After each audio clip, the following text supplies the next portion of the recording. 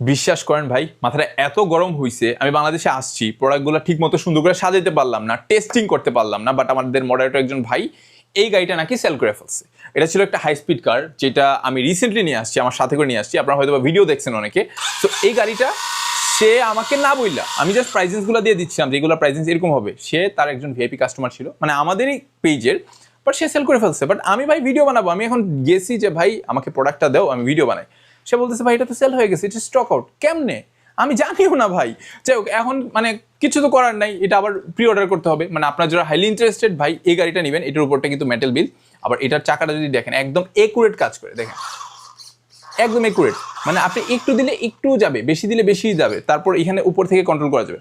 মানে এটা একটা মাল্টি ফাংশনাল আর একটা হাই স্পিড কার, যেটা রাইট নাও ফেসবুক পেজ বাঁধন সোয়াল্ডে অ্যাভেলেবেল। তবে বুক করতে হবে, কারণ আমি নেক্সট উইকে আবার চায়না যাচ্ছি, আসার সময় এইটার ফুল কার্টুন নিয়ে আসবো। এবার আর এক পিস দুই পিস না, এগুলো ছিল টেস্টিং পারপাসের, বাট যেহেতু ভাইয়া হাইলি ইন্টারেস্টেড ছিল, এটা আমি অলরেডি ভাইয়াকে সেন্ড করে দিচ্ছি।